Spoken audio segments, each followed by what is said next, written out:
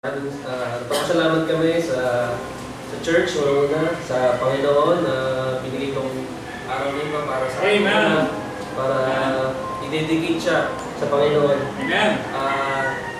Sa church din, yung mga nag-abala, nag-prepare ng program, sa lahat ng mga naabala, maraming salamat. Alam namin na marami tayong, may mga kanya-kanya tayong obligasyon or gagawin. Pero salamat sa mga nagtumalo at mga nagbigay ng time para sa araw na ito para sa lalo-lalo na kayo.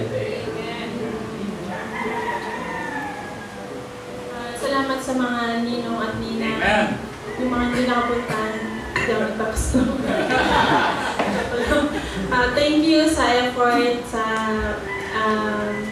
kayo pinili ko na ninong at nina kasi alam ko na magagabayan yung anak ko.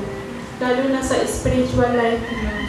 Talagang pinag-pray namin yung day na to, at the same time yung anak namin, hiniling namin sa Panginoon yan. So, nagpapasalamat kami sa talagang effort nyo na nakarating kayo dito ng matibas.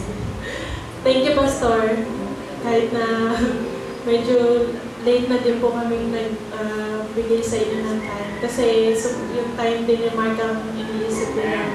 Pero alam ko na kalooban ko ng Panginoon. So, God's will to. So, salamat tayo to God with the glory. Amen. Amen. Tingin naman po natin